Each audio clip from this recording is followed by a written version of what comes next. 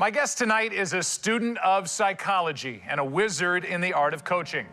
In 1989, James William Johnson was given the impossible task of turning a losing Dallas Cowboys franchise back into a championship team. It worked. Not only did he lead them to back-to-back Super Bowl wins, he helped build a dynasty that lasted nearly a decade. He's also the first of only 3 head coaches to win both a national college championship and a Super Bowl. But before he won 3 rings, did you know he was nicknamed Scarhead because of the injuries he received playing street football as a kid? Would hustle bridge in college to earn money for his family. Oh, and by the way, he married his hairdresser, who's in charge of grooming that world-class head of hair. Tonight, we'll learn about what makes this undeniable icon who he is, a man who once famously wrote this on the first day of coaching the Cowboys: PA plus E equals P. Please welcome the one who officially coined the phrase we all know, "How about them Cowboys?" Jimmy Johnson.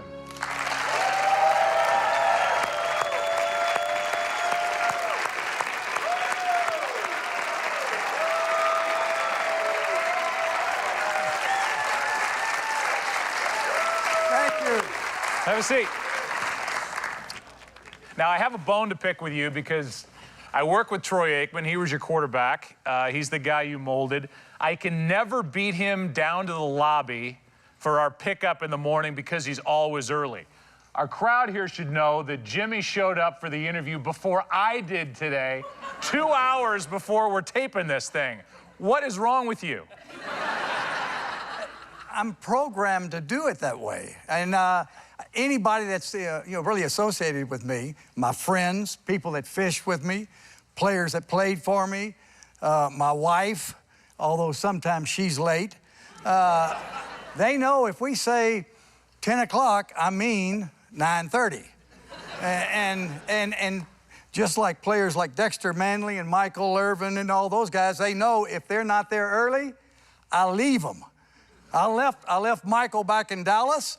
I left Dexter Manley back in Stillwater. So they had to find their own way to the game. That's fantastic. I think there is something there about being prompt, about being responsible, about being ready. It's something that I would imagine was instilled in you as a kid in Port Arthur, Texas. My dad was a hard-working, middle-class guy and worked 7 days a week. That's what he taught me. Hard work equals success. And people have asked me, say, well, what are you looking for, if you're going to hire a coach? Somebody that knows a lot of stuff. I said, no. Give me somebody that works hard. Give me somebody that's got passion. Give me somebody that's smart. You'll teach them what to do. And hard work pays great dividends. You grew up with 1 brother, 1 sister. What was family life like for you back then? My brother used to beat the hell out of me. Your sister Then my dad would beat the hell out of him. Okay, good.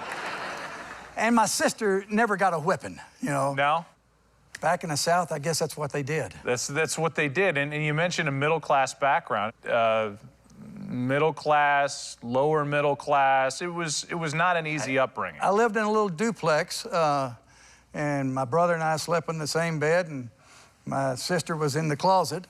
And hey, hardworking people, but we had great family. I think that's one reason why I was able to have some success is because of the family that we had. I had a great upbringing. I coached so many players that were off the streets that had no family.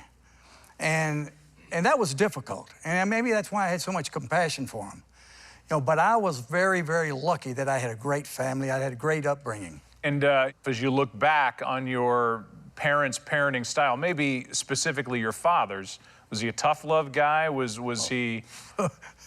Yeah. Was there other? He was a tough love guy, but he loved sports. Both of them were from Arkansas, my mother and dad. And they moved down to Texas, and, I was born in Port Arthur. And my dad used to tell the story, and he loved telling the story. My sister, she, these chili beans, your little chili beans. She opened up a can of chili beans. And so I asked for a bite of those chili beans. And my sister says, no, it's my chili beans. And I promise you, I didn't hit her. I just kind of like this, and my daddy said I hit her. He took off his house shoe, and I had footprints on my back for about a week. I'm fascinated. 14 and 15 years old in a whorehouse down in Texas? Well, that was Port Arthur. It was the Merchant Marines, and I mean, it was a coastal city, and a lot of stuff going on down there. And no, in reality, see, 21 was the drinking age limit, and you could go across the river into Louisiana, and it was 18. But you could go to the whorehouse and get a beer when you were 14. Right. See? And that's just making it happen right there. Yeah, not that we were doing anything. We didn't have the money to do anything, but we had money. We had a quarter for a beer, and so. But if you had more money, would you have taken the next step? Anybody can speculate, right? Anybody can speculate. And I mentioned in the introduction, though, the whole scar head thing. That was my brother. He nicknamed you that? He put the scars there. Oh.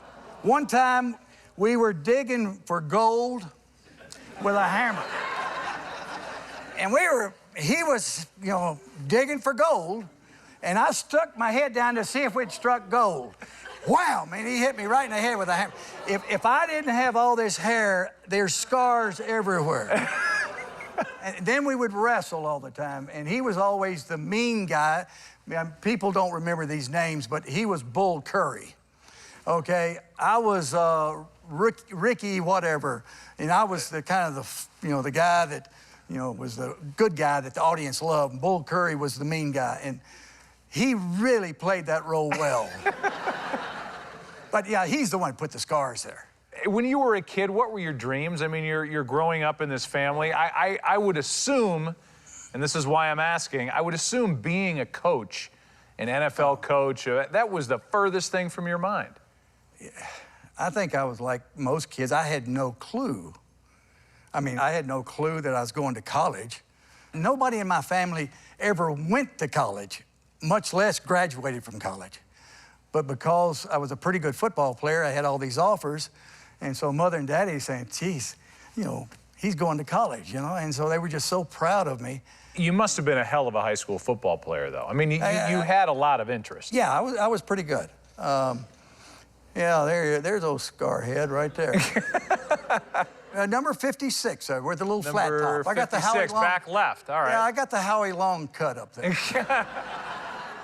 Had good grades, and I was fast. I was probably the fastest guy on our team, and we had a state playoff team there in Port Arthur. Yeah, just take me through it, though, because I know you ended up on the offensive line. And it played both ways. Offensive guard, defensive lineman, linebacker, and all these schools started coming down and saying, you want to go to Texas or Alabama or A&M or on, and then University of Arkansas came down, and I told Mother and Daddy Arkansas came by to offer me a scholarship, and they said, well, you can go anywhere you want to go, Jimmy, but if you want us to see you play, you got to go to Arkansas. So I went to Arkansas. It was simple. And that really was obviously such a formative part of your life, and people have dissected the fact that there you were on the same team as Jerry Jones. Yeah, Jerry was actually a year older than me. There's you top right, there's Jerry bottom left. Right. Oh, yeah, that was a great day. I just come from Mabel's Tavern for that picture. Right? Oh, really? Yeah, they called and said, we got to take a picture. And I said, oh, boy, this was after everything was over with. This was not during the season. This picture was taken much later. Jerry was on offense, and the irony of it all, unless I'm wrong on this, because your names are similar in the alphabetical order, that's why you guys were roommates on the road. There wasn't some great bromance. We were not running mates. He was rich and I was poor. He had a Cadillac Eldorado, and I had an old pickup truck. And you were hustling bridge to make side money? Yeah, you could play for penny a point in the student union. And hey, there's all kind of nerds who would come in and think they're pretty good at bridge, and this jock wasn't going to beat them at bridge. Right. But you were married, right, by the end of your time there with a kid. Well, I had to support that kid. No. With bridge? No, actually, my wife taught school, and yeah, but I played bridge for spending money. So you're a psych major there, and, Right. and it just seems now, knowing you the way I know you from our time together at Fox, it just fits. It fits. I know that was, I feel like you enjoyed the psych major as much as you enjoyed playing football. Yeah. Once I got to college, I thought I wanted to go into, some of the sciences, because that's what I was so good at in school. And so I started in biology, and I wasn't real good at going to class. And so I was taking a course in invertebrate zoology. And I had a B in the class, but I stopped going. We didn't have any more tests after midterm until the final. So I didn't go the second half of the semester. I stayed in the student union, played bridge, and made some money. And so I went and took the final, and it made a C or a B on the final. So I looked at my final score, and he posted it, and he flunked me. I'd never flunked a course in my life. And I went to the professor. I said, well, I had a B, and then I made a C. I said, how can you flunk me? And he said, you didn't even attend my class the last semester. I said, you didn't give any tests. and why should I come to the class? And so he wouldn't change his mind. He left me with an F. And so I changed majors and went into psychology. And loved psychology, loved going to the psychology classes. Think about you going to class, getting an F, maybe the burden you carried for your parents. I mean, wanting to prove that you could get this done and get a college degree. You lugged that around with you a little bit? I don't know. I don't know that I ever thought about the future much, when I was a kid or even when I was in school. I thought about today, having fun, and what I was going to do tomorrow. And that's about it. And that's kind of how I've lived my life. I've really never thought about way down the road what's going to happen. I did know that I wanted my parents to be proud of me. I knew that. And so I didn't want to disappoint them. But people, and I know just from my psychology days, you got to have goals, and you got to, keep account of how you're progressing toward those goals and all those things. But that's why I switched majors. I enjoyed psychology. I enjoyed people. I enjoyed reading people. I enjoyed motivating people.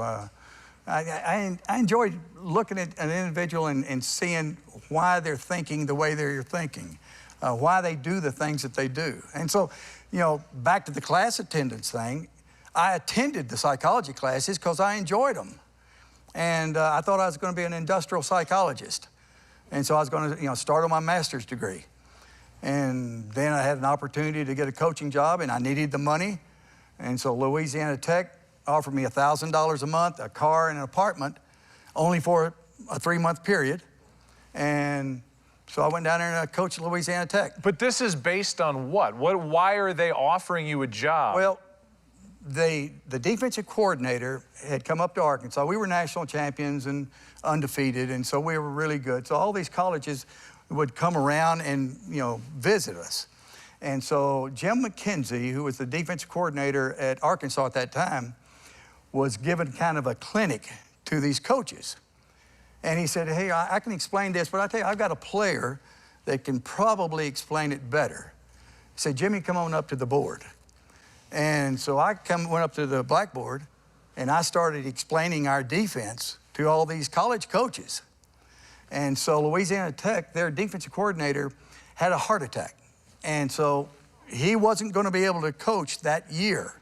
He was going to coach afterwards when he recovered. So they needed somebody on a temporary basis. So they couldn't go out there and hire a coach, for long term. And they said, hey, we know somebody that knows this defense better than anybody. He's just got through playing last year. And they said, hey, you want this money to come coach for one season? I said, yeah, $1,000 a month, please. I'll be there in a heartbeat. Were you a hard ass back then? Yeah, I was a hard ass. You know, I played for a guy by the name of Buckshot Underwood. He was an assistant coach for Bear Bryant at Kentucky. And he was a hard ass. That's who coached me in high school. And so, you know, I'd always been part of very demanding coaches and a very demanding family life. And so that was just part of my nature. That's why I'm always early. That's the way I've been all my life. So when you're at Louisiana Tech, this is merely a fill-in gig. Oh, yeah. Short term. I still going to be a psychologist. And when did it switch? Because it wasn't that long after that now you're kind of kicking around as an assistant for a long time. I had fun. I enjoyed it. And I wanted to get better. And I worked to get better. And that's why I moved so many times. I had opportunities. People wanted to pay me more money and give me a better job. And so I kept moving until I had an opportunity to be a head coach at Oklahoma State. Was there anybody you leaned on at the time up the ladder? I mean, I was around so many great coaches, and people say, well, where did you get your coaching philosophy from? Who? And I'd like to think that, yeah, I've been able to pull something from everybody that I've ever met. Not only coaches, but people. Try to learn something from everybody. And I wouldn't say that any one of them, you know, really molded me into what I was. So you get the job at Oklahoma State as the head man. Right. I feel like you thought you were ready by that point. You'd been around a long time. Well, I was ready, but, you know, I was still at a lower tier school. I mean, you know, Oklahoma was the school. And I'd been an assistant at the University of Oklahoma with Chuck Fairbanks. And Oklahoma State was a struggling, you know, maybe little sister school right there in Oklahoma before Boone Pickens started putting all of his money into the school. And we did some good things. You know, we went to a couple of bowl games, and I was coach of the year a couple of times, and it was good. But then the University of Miami says, hey, are you interested?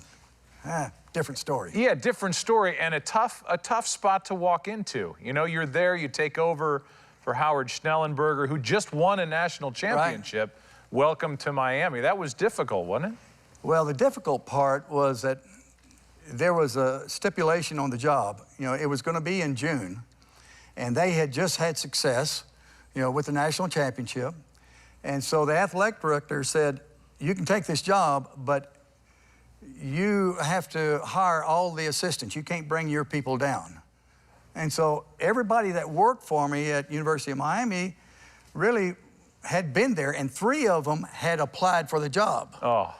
And so the 3 that had applied for the job were told 10 minutes before they met me that they didn't get the job. And so I'd never been to University of Miami before. I just knew I wanted to live in South Florida. Right. Yeah, never been there. Better than Stillwater? Didn't even go for an interview. I talked to the president on the phone, and I said, hey, I'll take the job. Never been there before in my life, but I wanted to live there. And so I fly down, they pick me up, I go down on the tarmac, they go the back way, I go into a room, and the athletic director says, your assistants are in this room. I just told them that you're going to be coming in as a new head coach. I'll let you have it. He didn't even go in with me. I went in. And good luck. And right. And they were told if they didn't want to work for me, if they didn't like me, they would be paid and not have to work that year. One coach took that option.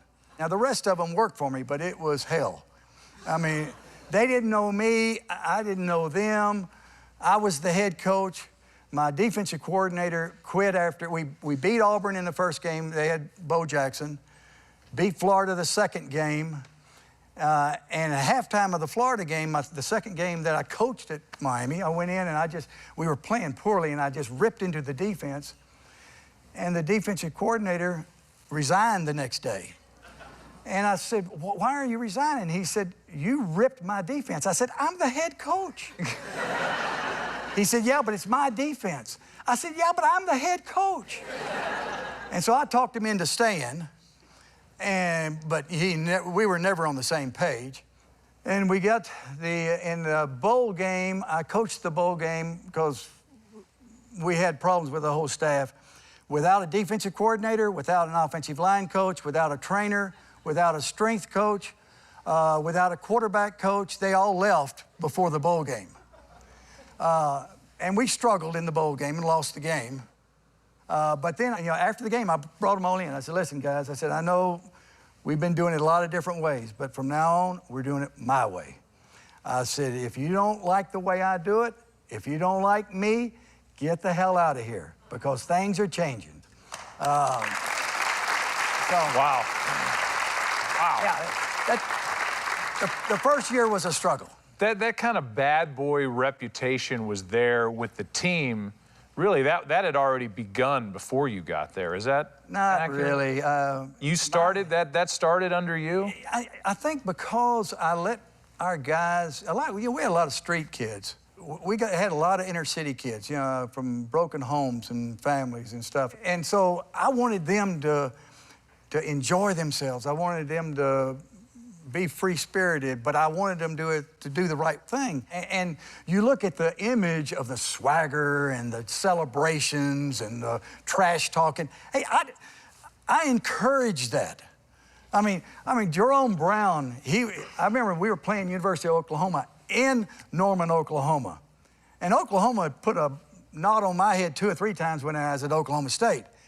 Well, I'm a little bit nervous about the game. Well, here comes Oklahoma walking onto the field, and Jerome Brown's over there and said, fresh meat, fresh meat. I'm going, calm down, Jerome.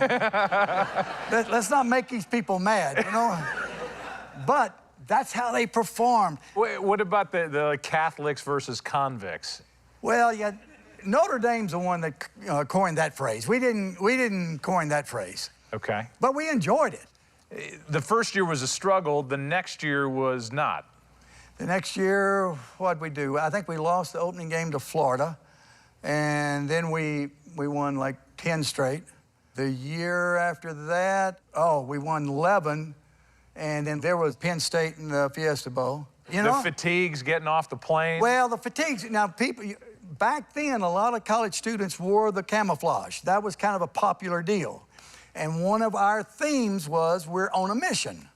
What am I going to do? Here we're 3 or 4 days before the game. Am I going to come down hard on them for, sticking with our theme of we're on a mission? And so I said, fine, hey, we're on a mission. Let's pause right there and watch the video. And now time is running out.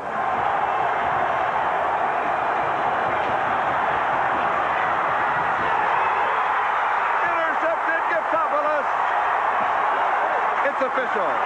The Penn State Nittany Lions are the national champions. Is that still hard to watch with Joe Paterno celebrating? Well, that's the worst coaching job I ever did, and that's the one that I really think I could have done a lot better. We had a problem. We had probably as great a talent as ever been on a collegiate field. A great, great football team. We just dominated everybody. I think we played like 7 or 8 teams who were in the top 15 and beat them all. And Vinny Testaverde got injured before our last ball game, didn't play, wasn't prepared. He had the Walter Camp and the Heisman Trophy and missed a lot of practice. And I should have put the backup quarterback and played. It was my fault. He wasn't as prepared as what he should have been, and I should have made a decision to go in a different direction. Did this change your approach going forward? I think I became a better coach after the Penn State loss. I became more determined. I paid attention to the little things. Even though we were better, I wasn't taking things for granted. I think I coached the little things a lot better. And the next year, in the Orange Bowl, you get another shot at a national championship. With 47 seconds to play. Miami 20, Oklahoma 14. Whatever trick play they got here, it better be at the end. They got to run that hook and ladder, pitch it back. They can't do anything when you get set. They do, and this is history. The Hurricanes, an underdog, will win a national championship again, this time under Coach Jimmy Johnson. They got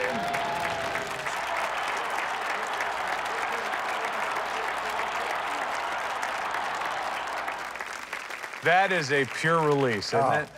Well, that video, it was relief and redemption and any other kind of emotion that you might think of. It was a special, special game. Looking back on it, you take over for a legend in Miami and Schnellenberger, then you go to Dallas, and you're replacing Tom Landry. I mean, an institution in the NFL, certainly in that city. What was the pressure like taking over for somebody like Landry? I really didn't think about it. People don't realize, Tom, as great a coach as Tom Landry was, and I don't want to take anything away from all of his accomplishments. I mean, they won 3 games. They were a bad, bad football team. And so a lot of people were ready for a change, but they weren't sure they wanted, this oil and gas guy from Arkansas and this college coach come in and take over. And I just said, hey, let us prove ourselves. And I really it never even fazed me about taking over for somebody. Not only were the Cowboys bad, but they were old and bad. That's a bad combination. Yeah, they were slow, real slow, old, real old, and bad. They were a well-coached 3-win team.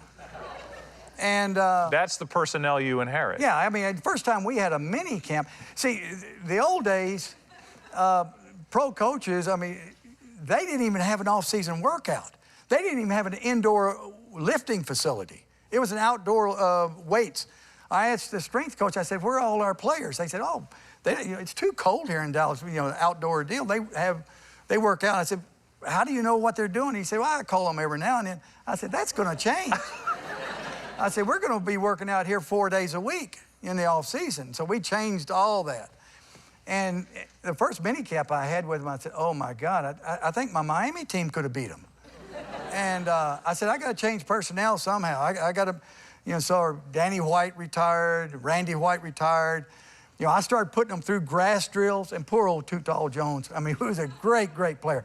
6', 7, he's doing monkey rolls and everything. I doing all these grass drills for him. And I found out in a hurry that, I had to get better players and different players. They just didn't even want to do the drills, did they? Well, the ones that stayed had to do them, and yeah, we were running sprints with them. We did 110s, and one kicker, stopped, and he said he had asthma, and I told him, I said, the asthma feels over there. I mean, but we ended up, we brought in a lot of players. And how great, how funny is that, though? I mean, I know it serves a purpose, but you're also asthma. Funny when you're pissed. I got a little asthma myself. Right. Really. I mean, nothing against that. I mean, but there's no excuses. I don't want an excuse. There are no excuses. You either do it or you don't do it. But you guys go 1-15 that first year. You trade Herschel Walker, which is a big part of the turnaround. But, I mean, 1-15 is 1-15. Does any doubt creep into your head? No. In fact, it was almost by design. People talk about the Herschel Walker trade, but that was one trade. We actually, in the 5 years that I was there, we made 51 trades. That was more than the entire league put together. To give you an example, the New York Giants in that 5-year period made one trade, and that was with me. But I knew if I played the old NFL way of taking your pick wherever it fell and get the best player available, going pick by pick on a team that was that bad, we would never be around to see anything good because we couldn't get good fast enough. Evidently, day one of your first effort with the Cowboys on the blackboard was written by one Jimmy Johnson, PA plus E equals P. This is simple for everybody. You have so much God-given talent, and you really can't control that. You can control your effort and your attitude. Now, positive attitude plus effort equals your performance. If you control your attitude and you control your effort, your performance is going to go up. So, guys are so big and so fast and so talented, you know, I can't control that. But I can control your attitude and your effort. And if we improve those two things, and any individual, in your job, I mean, we all get in ruts. We all get in such habits. And plus, human nature is, you know, we all get comfortable with the way we've got money in our pocket and things are going good. You know, every now and then we need to pull back just a little bit and say, how can I get better? And how I can get better is the two things that you can control. You can control your attitude, you plant that positive seed in your mind, and you work harder. It's amazing. People say, well, I put in my 8 hours. You know what? During those 8 hours, you know how many other people are working? It's pretty competitive. But you work that 9th hour and that 10th hour and that 11th hour, there's not a lot of competition. You work a little longer and all of a sudden the competition falls out. You know, hard work overcomes a lot of things. Now, it comes with a price. I mean, my hard work, I spent night and day. I live 2 blocks from the Dallas Cowboy complex. And I was over there 24 hours a day almost. I mean, really, I would go home to sleep a few hours. It comes with a cost. Well, let's take a look at the video from the first time you got to the top after that 1992 NFC Championship game. I know you had said it before this, but cameras are in there, and this is when that great phrase was in essence coined by Jimmy Johnson.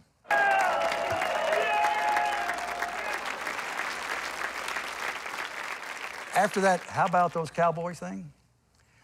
We knew, San Francisco was the best team that year. But that particular day, we were the best. We beat them. We were playing Buffalo the next week. We knew we were going to beat Buffalo. Buffalo turned the ball over too much. There was no question. I never coached a game in my entire life, that I was as confident as what I was in that first Buffalo game. We had 2 weeks to prepare for them. There's no way they're going to beat us. And so I knew by winning that game, we had just won the Super Bowl. 10-yard line. Aikman, a draw to Smith. Coming left, breaks those, cuts to the 5. Turning. Everybody goes right to the hair right away. I know. Even Jerry came up and was patting you down up there. One of the few times I let anybody touch my hair. It's after a championship. Right. And two, if there was a tape of what you and Jerry were saying to each other when you were giving each other a hug at the end of that, I'd love to hear that. Do you have any recollection as to what you two said I think we both called each other a sorry SOB or something. I have no idea what we said. Please. The next year was a struggle. It was a hard season. People expected us to win another Super Bowl. We expected to win another Super Bowl, but it wasn't easy. I mean, the Emmett holdout, all the things, overcoming all the different demands of different people. I told Bill Belichick, he came down after his first Super Bowl, and we're close friends. I said, the downfall of every great company, country, team, whatever, everybody in the organization is going to say, what about me? I didn't get enough praise. I didn't get enough accolades. Every secretary is going to want a raise. Every scout's going to want a raise. Every player is going to want a new contract. I say that's what you're going to have to deal with. The other thing you got to deal with is human nature when you have success. Human nature is people get, to where they don't work quite as hard. They get pretty comfortable with themselves. And it's hard. It's no fun for the guy at the top that is demanding. And that has to filter down, though. It comes from you to the assistant coaches, right, to the star, to the secretary. And that's why it's so difficult for teams to stay at the top. So how do you specifically handle that?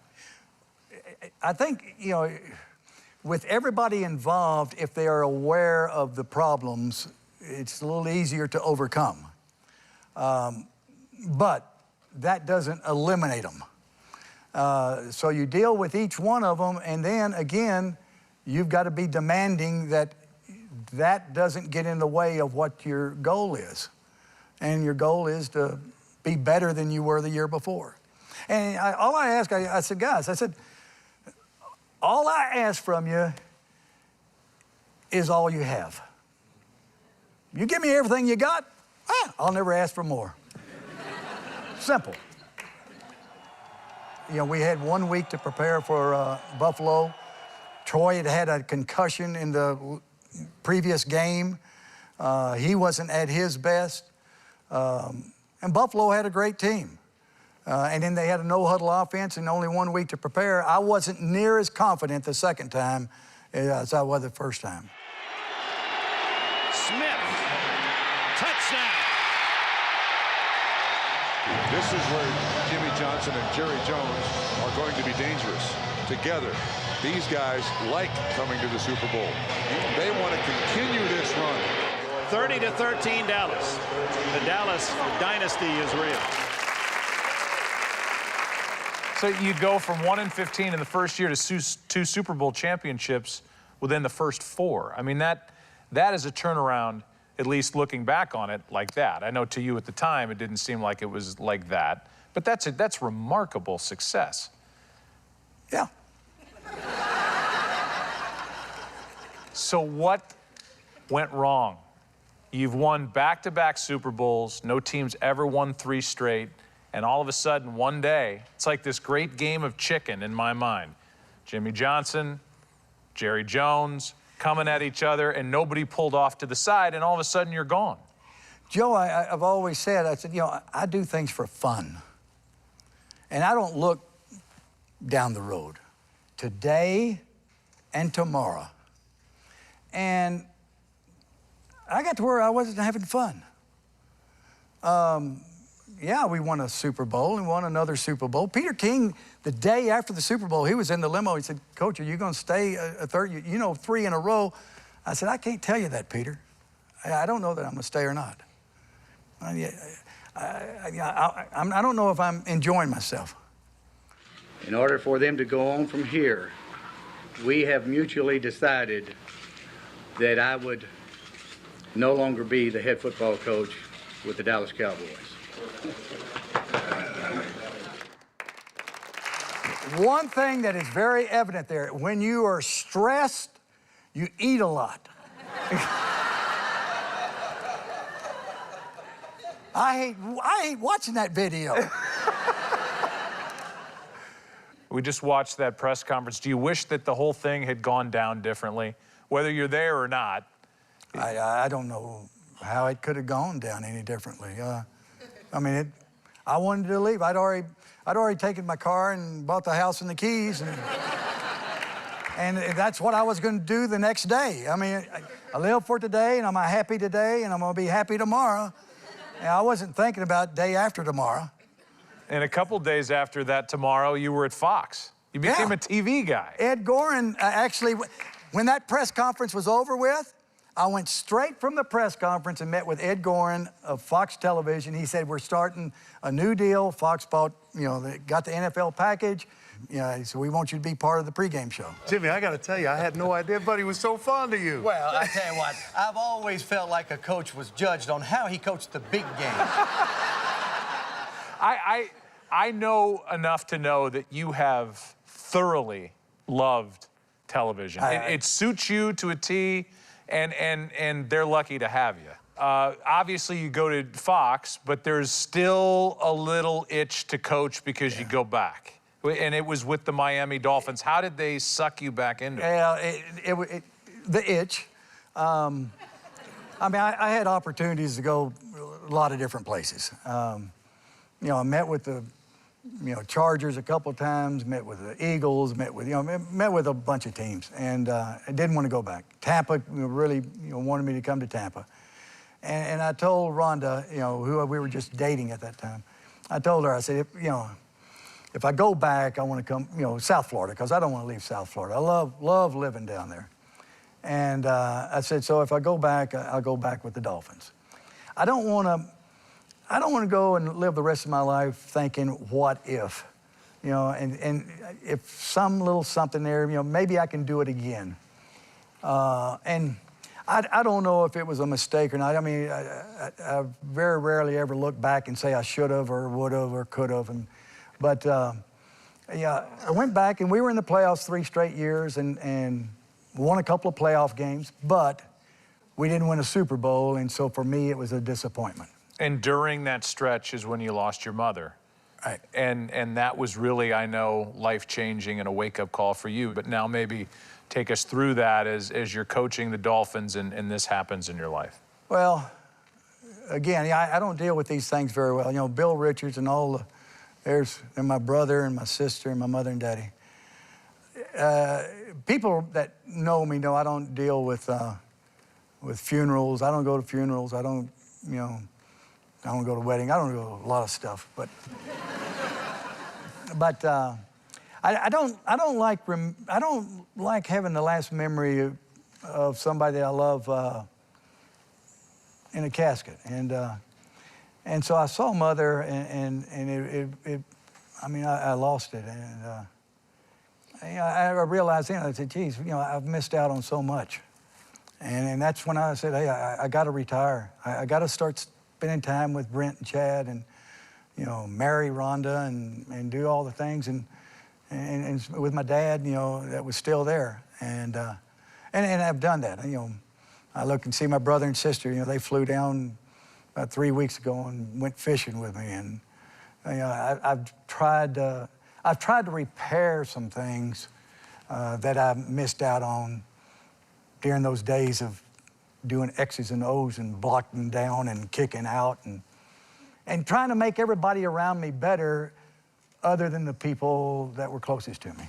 Really, that's where the jumping off point happened. Yeah. At least in my mind, knowing you, because then you go back to TV, you have this lifestyle you've set up. There's a picture of you with this little dog, which is really going to shoot your whole image to hell. There he is. There's Mr. Tough Guy. It's always freaked me out how much you love that little dog. Buttercup, man. 15 years with Buttercup. And Buttercup passed away. One of the hardest things ever, poor old Buttercup, she couldn't even stand, and the vet had to put her down, and I don't know that anything hurt me anymore. We got 2 little ones now, and Scruffy and Macy, so a couple little demon dogs. I know you know what Howie Long says when a picture like this pops up. Yeah, yeah. What does he say? At one time, you were feared. And we showed you on the boat. That's kind of your spot. You're up early in the morning.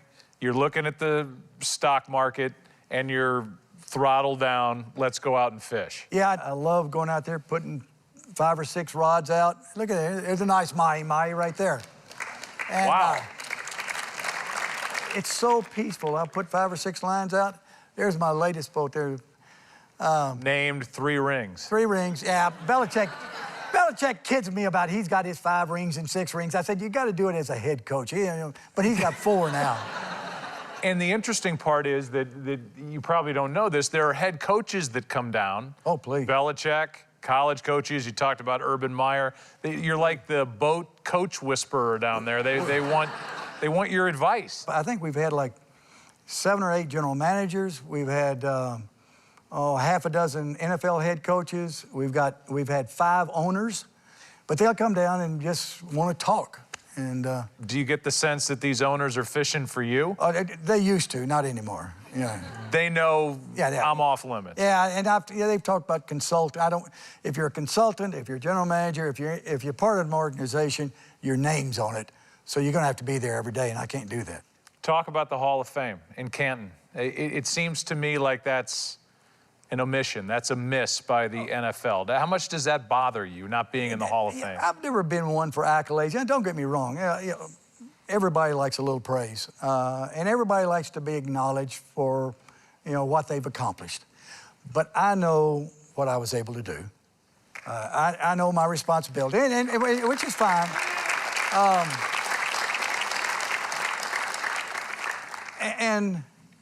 Hey, it is what it is. and not in the Ring of Honor for the Dallas Cowboys? Yeah, that's Jerry's prerogative. He's the owner. He told me a couple of different times years ago he's going to put me in the Ring of Honor. He was going to put me in the Ring of Honor. I think he got upset at some things I said on Fox, which is fine. And so now he doesn't want to do it, which is fine. I'm happy for the players, for the individual. You know, when I left Oklahoma State, you know, people didn't think I was going to leave there. I left there, Pat Jones took it over and won 11 games, you know. Left them a pretty good team.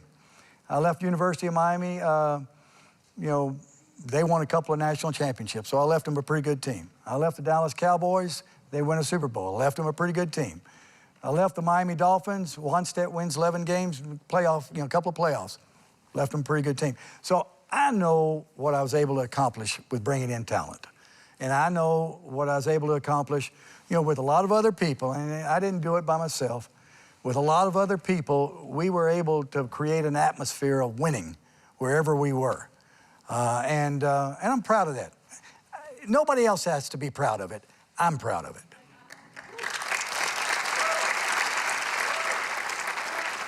What's next? What's next for you? Oh, today I will have fun. Tomorrow I will have more fun. That's what's next for me. All right.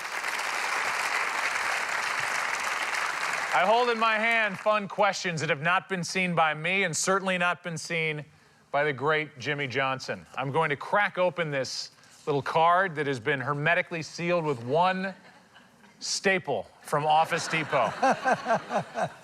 And we're going to just throw this at the coach and see what we get. Would you rather have your flight delayed 8 hours or lose your luggage?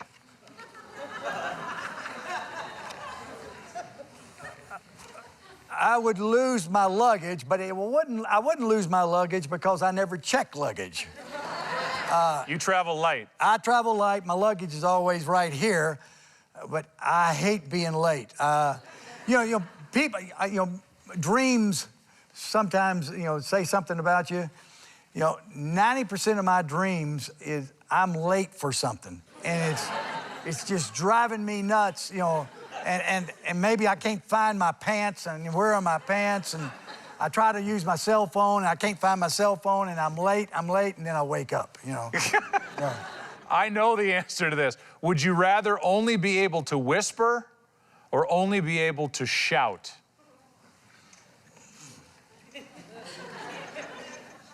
No, I don't. I'm a lot mellower now than I was. I can whisper now. Okay. What if I had asked this question in 1992? We would have never won a Super Bowl. Listen, guys. Yeah, right. Would you rather never brush your teeth again or never brush your hair again? I can get away with not brushing my hair because I used to have a flat top. I can get away with not brushing my hair. Okay. Would you rather have your own private jet or your own private island? Ooh, the island thing, I've always had little fantasy things on the island thing, but it's Fantasy Island? The little right. Mr. Rourke and tattoo? The private jet is just a means of getting to where you want to go. So that's not as big a deal. A private island, if you can handle the electricity and the water and all that stuff, I'd be big on that. You're just you're a loner, aren't you? Oh yeah, yeah, I'm definitely a loner. My wife tells me that all the time. Well, God, I think we've pretty much exhausted every part of your fantastic life. I've got no secrets in my life. I will. People that know me, they say two things, and said it for many years. I don't lie. And I have no secrets. My life's an open book. Jimmy Johnson, ladies and gentlemen.